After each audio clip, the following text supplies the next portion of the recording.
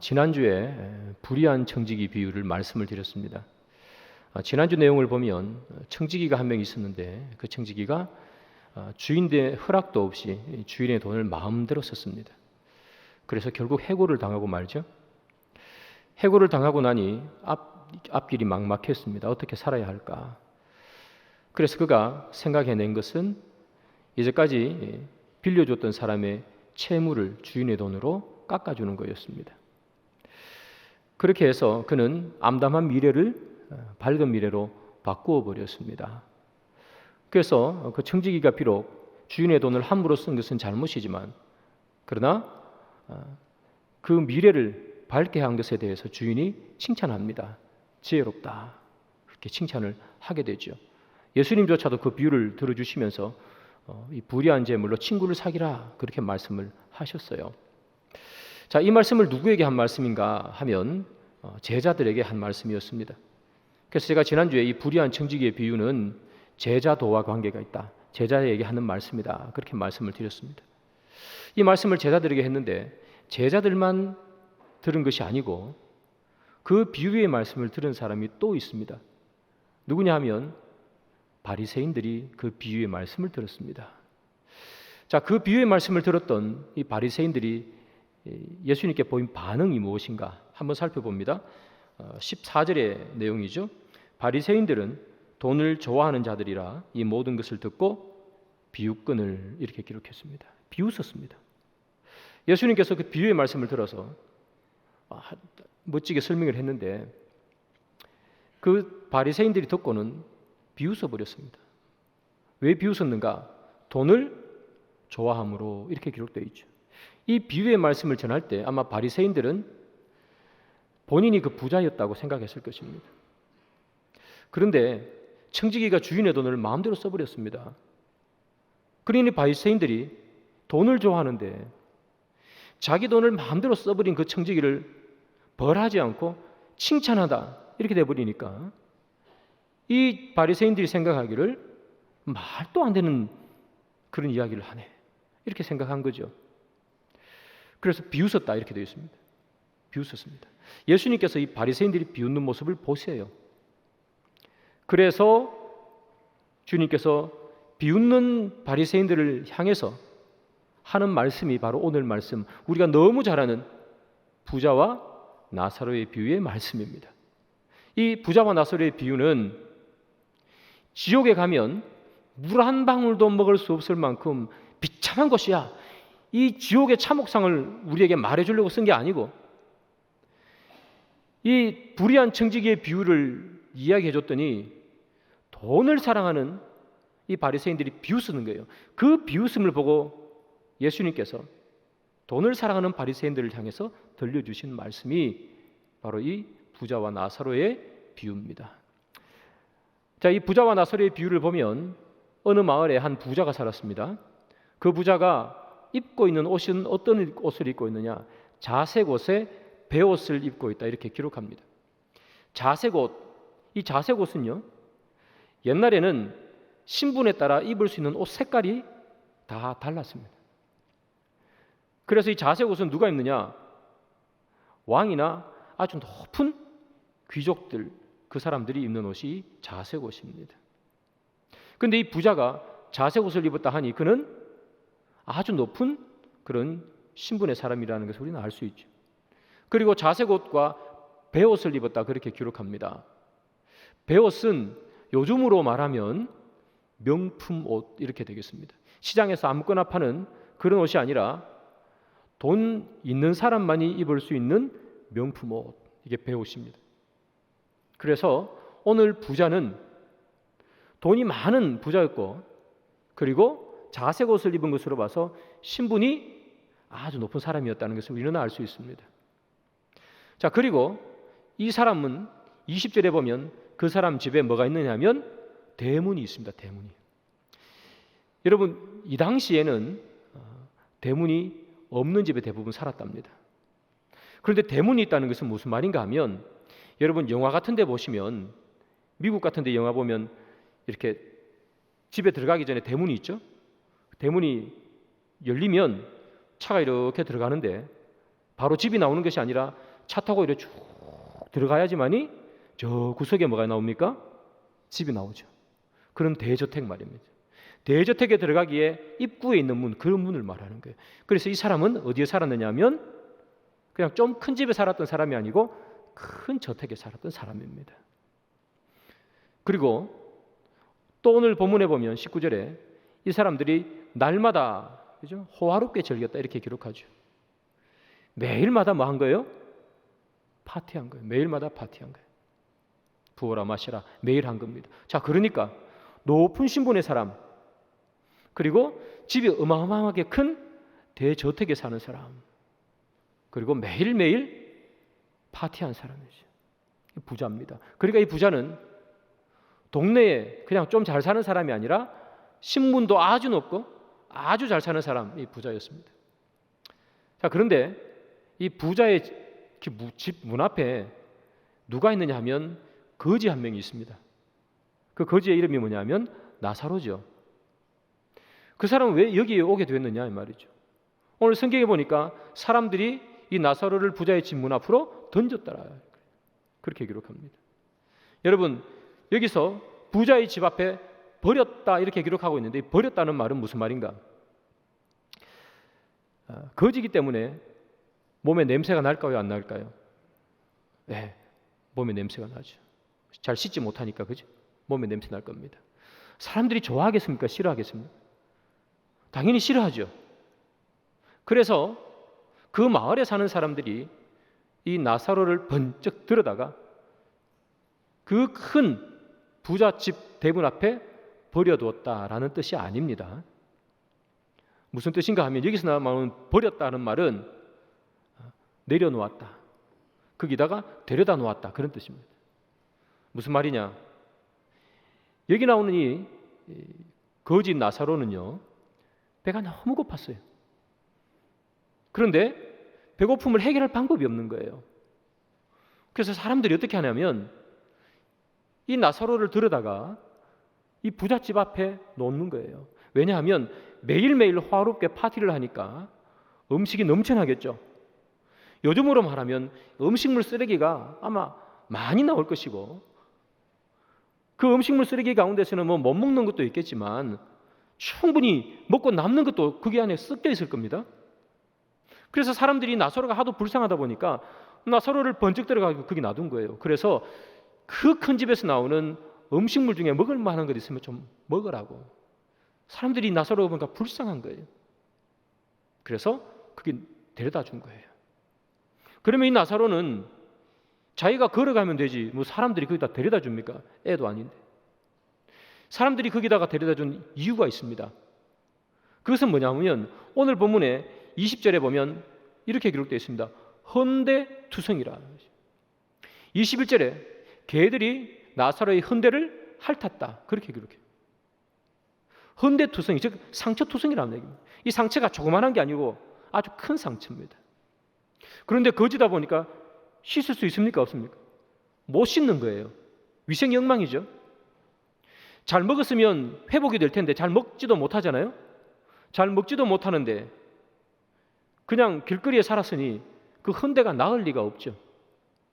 그래서 이 헌대가 온몸에 있는 거예요. 그러니까 이 사람이 구걸하러 가지도 못하는 거예요. 우리 옛날에 보면 뭐 작년에 왔던 각설이 그러면서 막 각설이 돌아다니지만 그 사람들은 뭐예요? 건강하니까 막 이곳저곳 뛰어다니잖아요.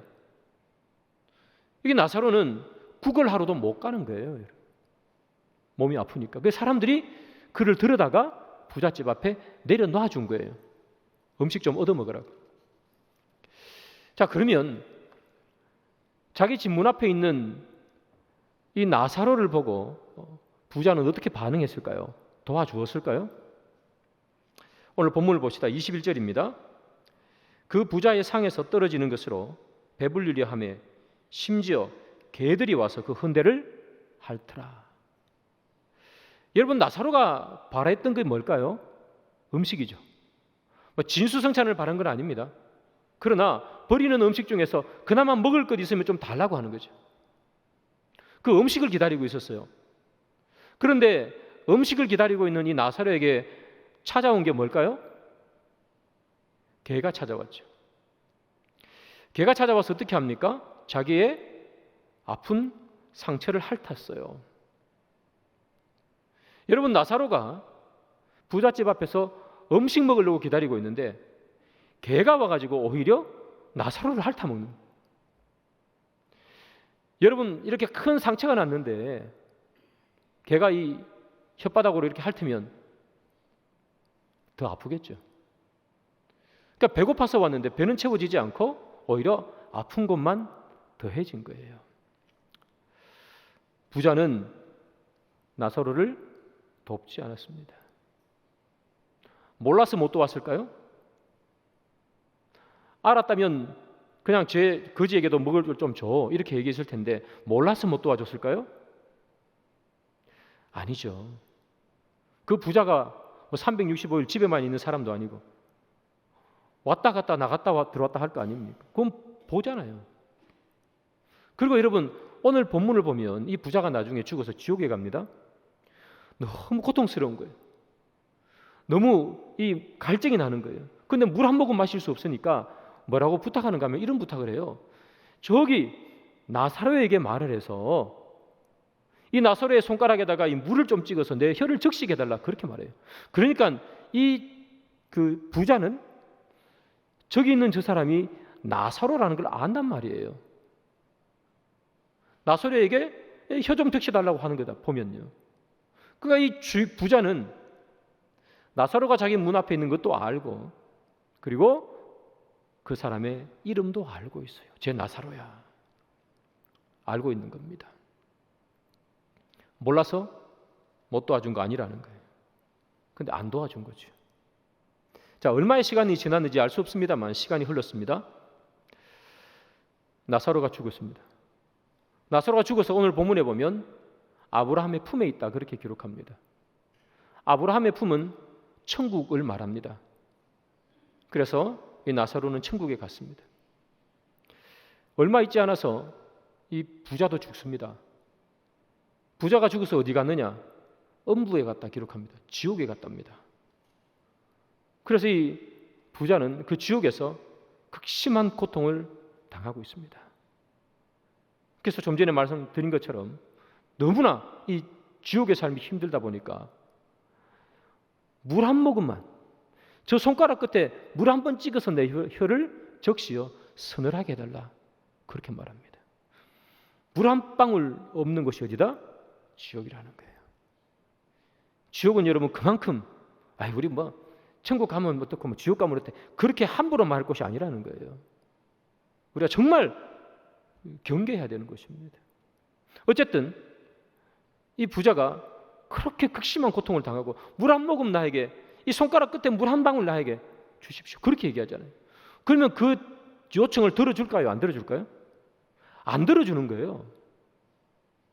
야, 너와 저기 나사로 사이에는 큰 구렁이가 있어가지고 건너갈 수 없어, 그렇게 얘기하는 거예요. 즉 다시 말하면 지옥에 있는 사람은 천국에 있는 사람에게 도움을 못 받는다는 거예요.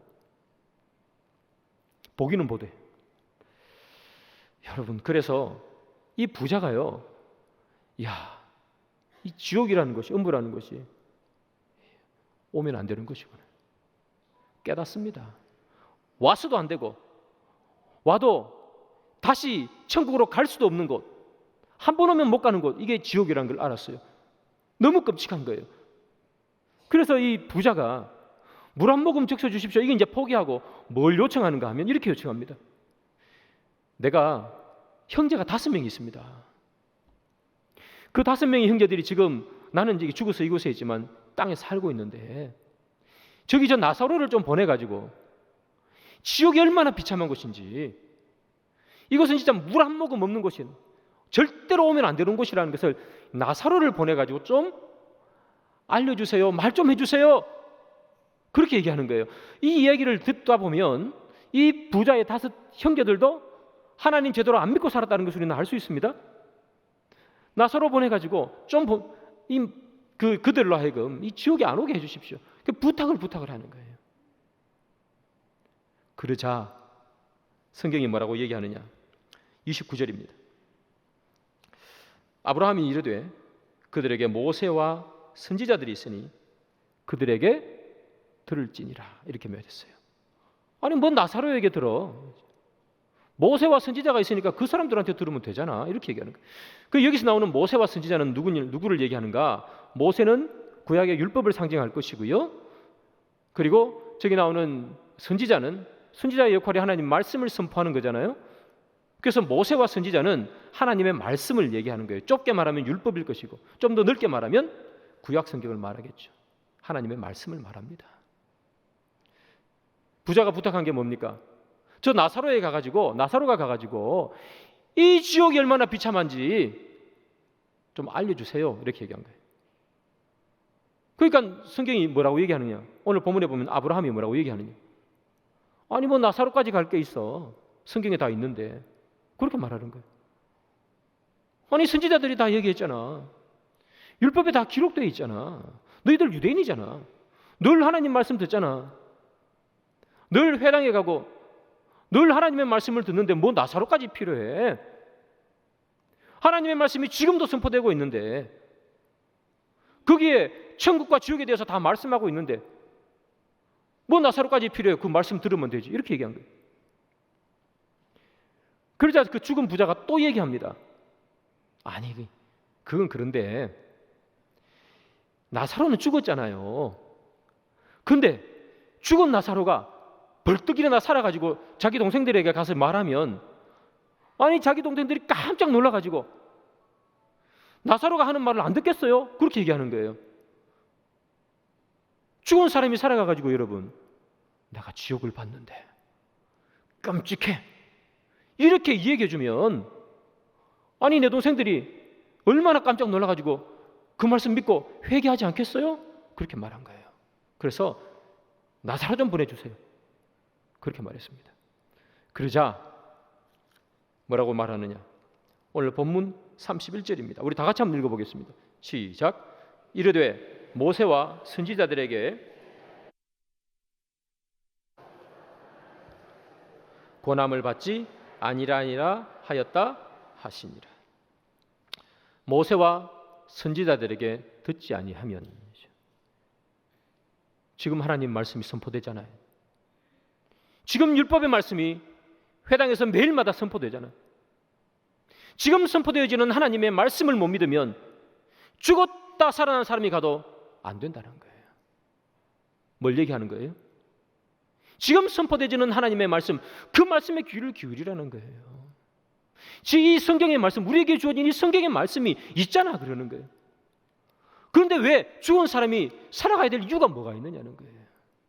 안에 하나님의 말씀이 다 기록되어 있고 주의 말씀이 다 여기 있는데 주의 말씀이 말씀하지 않는 것이 하나도 없는데 왜 너는 자꾸 죽은 사람이 살아가야 된다고 말하느냐 이렇게 말하는 거죠. 여러분 부자가 착각한 게 뭐예요? 바로 이거죠. 죽은 사람이 살아가면 동생들이 회개할 줄 알았어요. 근데 뭐라 그래요? 아니라는 거예요. 지금 선포되어지는 하나님의 말씀도 안 믿는데 죽은 사람이 살아간다고 뭘 믿어? 이렇게 얘기하는 거죠. 여러분 죽은 사람이 살아서 가면 그 사람이 말을 하면 사람들이 예수님 믿을까요? 야, 저 사람 얼마 전에 죽었는데 어떻게 살았지? 깜짝 놀라서 예수 믿을까요? 정말 그럴까요? 성경은 뭐라고 하는지 한번 보겠습니다. 여러분 예수님께서요 죽은 나사로를 살렸어요. 여기 나온 지금 제가 말하는 나사로는 오늘 본문에 나오는 나사로가 아니고요. 마리아와 마르다의 오라버니인 요한복음에 나오는 그 나사로를 말합니다. 예수님이 나사로를 살렸습니다. 나사로가 죽어가지고 이미 장사됐어요. 동굴 안에 들어가 있는 거예요. 근데 예수님께서 뭐라 그래요? 왜 나사로야 나오라 그러잖아요. 그 나사로가 칭칭 감고 있던 붕대 그대로 나오는 거예요. 살았어요. 사람들이 그걸 보고 깜짝 놀랐습니다. 그리고 결과가 어떻게 될까? 요한복음 11장 47절 53절 이 두 절을 우리가 함께 보겠습니다. 우리 같이 읽겠습니다. 시작. 이에 대제사장들과 바리새인들이 공회를 모으고 이르되 이 사람이 많은 표적을 행하니 우리가 어떻게 하겠느냐? 이날부터는 그들이 예수를 죽이려고 모의하니라. 죽은 사람이 살았어요. 예수 믿어요? 이날부터 예수를 죽이기로 모의하니라예요. 그게 결과예요. 여러분, 대제사장들과 바리새인들이, 그죠? 47절에 누가 죽이려고 뭐해요? 대제사장들과 바리새인들이 예수를 죽이려고 모의하니라, 이렇게 된 거죠.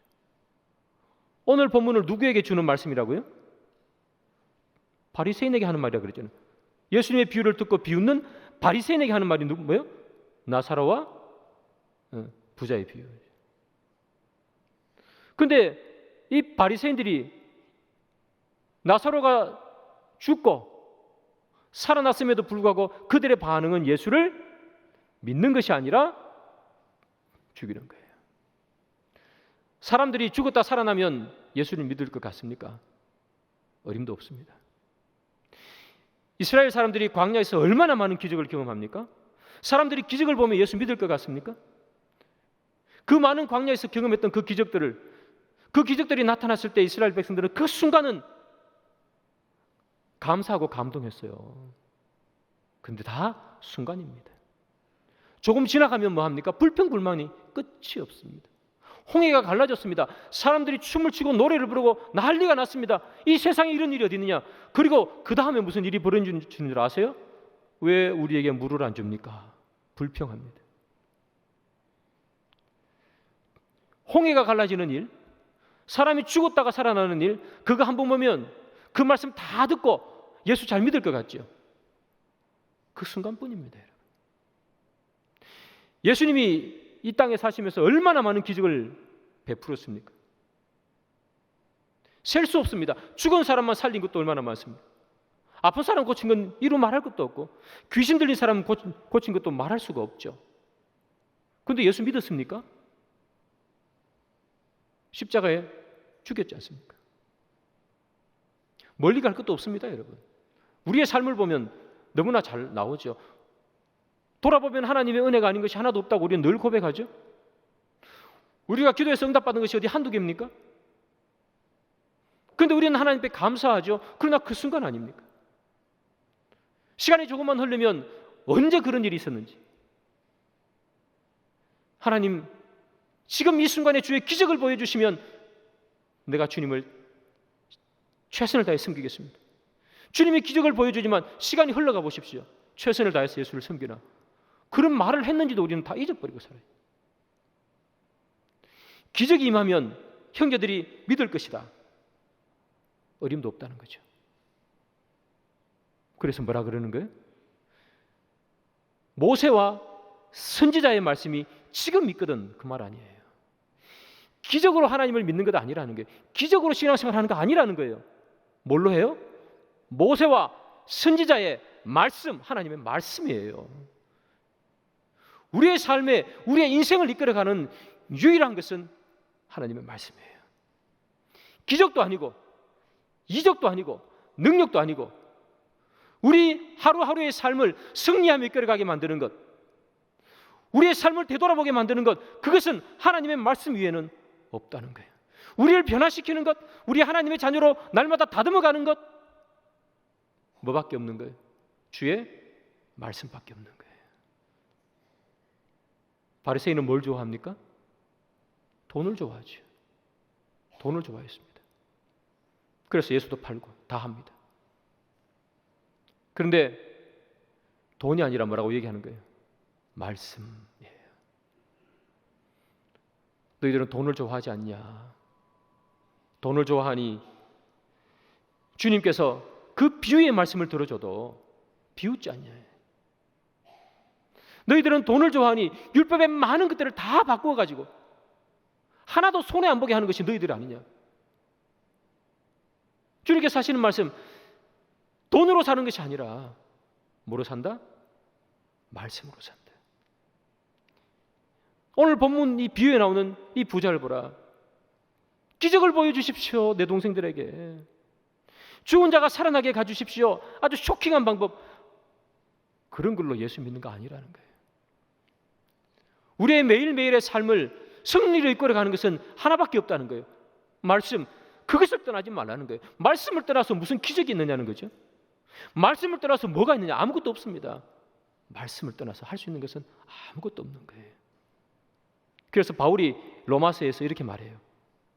그러므로 믿음은 들음에서 나고 들음은 그리스도의 말씀으로 말미암았느니라.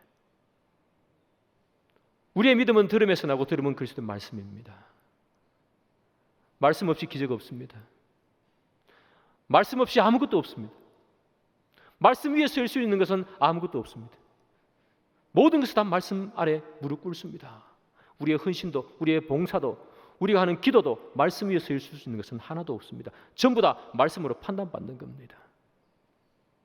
그래서 여러분, 오늘 본문에 보면 예수님의 다른 비유에서 볼 수 없는 독특한 것이 하나 있습니다.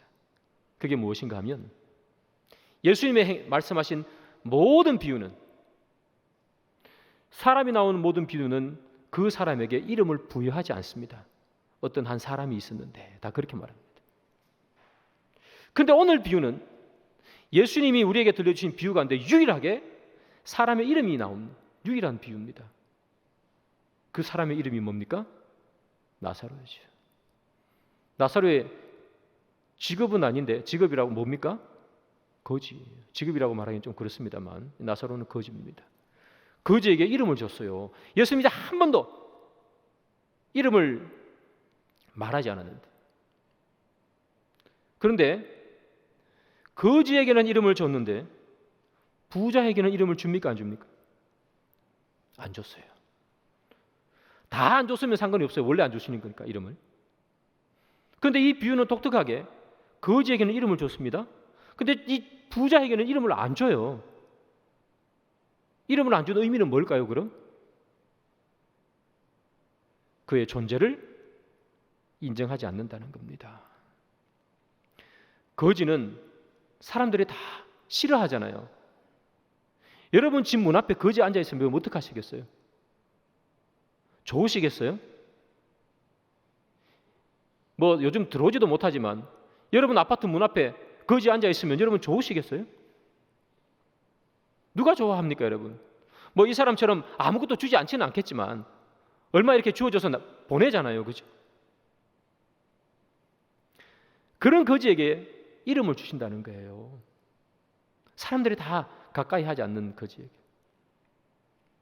예수님은 이 나사로에게 의미를 부여하는 겁니다. 왜 의미를 부여할까요? 그가 천국에 간 것으로 봐. 그의 인생은 너무 고달팠지만 그는 모세와 선지자의 말씀을 마음속에 가지고 있었다는 거죠. 그래서 그의 이름을 부여해 주시는 거예요. 그러나 부자에게는 이름이 없습니다. 사람들은 전부 이 부자를 부러워하잖아요. 나도 저 집에 한번 살아봤으면, 나도 저렇게 매일매일 호화롭게 파티 한번 여는 삶을 살아봤으면, 돈 걱정 없이 한번 살아봤으면, 마음껏 펑펑 써봤으면 하는 게 사람들의 생각이잖아요. 그런데 이 부자에게는 뭐가 없어요? 이름이 없다고요. 이 부자에 왜 이름이 없습니까? 이 부자는 유대인입니다. 그 유대 사회에서 그렇게 고위 관직을 가지려면 유대인이 아니고서 어떻게 가능하겠어요? 그건 유대인입니다. 돈도 많습니다. 사회 지도층입니다. 유대인이었기 때문에 하나님 말씀도 잘 알았을 것입니다. 하나님의 말씀도 잘 알고 많은 사람들에게 선망의 대상이 되는 그 사람은 왜 이름이 없습니까? 모세와 선지자의 말씀에 이끌리는 삶을 살지 않았기 때문에. 그는 돈이 많았기 때문에 그 돈대로 살았던 사람이 아니겠어요? 돈을 사랑하는 바리새인처럼 말이죠. 예수님께서 오늘 본문에서 바리새인에게 뭐라고 얘기하는 걸까요? 돈을 사랑하는 바리새인아 하는 거죠. 너희들의 삶이 이 부자와 같지 않느냐. 이 부자는 늘 하나님의 말씀을 듣고 때론 하나님의 말씀을 외우고, 유대인들이 어떻게 하나님의 말씀을 그들의 삶 속에 놓고 살았습니까? 좌우 문지방에 쓰고 미간에 붙이고 손목에 붙이고, 구약에 보면 그런 말씀 나오잖아요. 그렇게 살았어요, 이 사람들이. 늘 하나님의 말씀을 가까이 했지만 바리새인들 너희들의 삶이 뭐와 같다? 이 부자와 같지 않느냐는 거예요. 돈을 사랑하기 때문에. 여기 나오는 이 나사로에게 빵 한 조각 던져주지 않고 개가 가서 흔대를 핥고 있는데도 그냥 무시하고 지나가요. 그리고 돌아서서 하는 말이, 기적이 나에게 임하게 하셔서 내 동생들을 정신 차리게 해주십시오. 네가 지금 매일 듣는 말씀, 네가 매일 외우고 있는 그 말씀도 못 따르면서 기적이 있다고 해서 하나님 믿을 수 있을 것 같아요. 여러분, 이 부자가 기적이 없어서 이 지옥 간 거 아닙니다. 말씀이 없어서 지옥 간 거 아닙니다. 말씀이 그를 이끄는 삶을 못 살았기 때문에 지옥 가는 거예요. 그러면서 돈을 좋아하는 바리새인들에게 하는 말이지 않습니까? 돈이 너희들을 이끄는 삶, 이 부자 같은 삶 살지 말라고요. 돈이 이끄는 삶 살면 나중에 죽었다가 누가 살아와가지고 얘기해도 안 믿는다는 거예요. 말씀이 이끄는 삶을 살아야 된다. 매일매일 하루하루를 살면서 여러분은 얼마나 하나님의 말씀을 보고 계시고 얼마나 하나님의 말씀 따라 살리기를 치열하게 싸우고 계십니까? 아침에 눈 떠서 그냥 출근하십니까? 아니면 오늘도 전쟁 같은 이 세상 속에서 어떻게든 하나님의 말씀을 가지고 한번 살아보려고 이 말씀 붙들고 하나님 나에게 오늘 말씀을 주십시오. 내가 어떻게 오늘 하루를 살아가야 합니까? 말씀 가운데 나에게 응답하여 주십시오. 그 삶을 사느냐? 주님 그거에게 물어보는 거예요. 내가 매일매일 하나님의 말씀을 갖고 살지 않으면 예수님이 다시 와도 안 믿는다는 거예요. 그 얘기 지금 하는 겁니다. 사랑하는 여러분, 말씀의 결론을 맺습니다. 기적이 우리에게 임하는 것 나쁜 것이 아니죠. 주님 주신 은혜니까. 그러나 주님께서 하시는 말씀이 뭡니까? 기적을 바라는 것이 아니라 너희들에게 주어진 그 말씀을 가지고 매일매일을 주님의 뜻대로 살아낼 수 있어야 하는 일. 말씀이 너희를 이끄는 삶, 말씀이 너희를 인도하는 삶을 살아야지. 여기 나온 이 부자처럼 바리새인들처럼 돈이 이끄는 삶을 살아서야 되겠네요. 돈이 이끄는 삶 사는 사람들이 바라는 게 뭐라고요? 기적이라는 거예요. 아파서 못 고치니까, 돈이 이만큼 쌓아놓고 있는데도 못 고치니까 뭘 바란다는 거예요? 기적이 나에게 내주십시오. 어림없다는 겁니다. 기적을 주면 그러면 낫고 나면 예수 믿는 것 같으니 어림없어요. 주님께서 하시는 말씀, 말씀이 우리를 이끄는 삶, 그 삶을 사시는 저와 여러분 되기를 주님의 이름으로 축복합니다.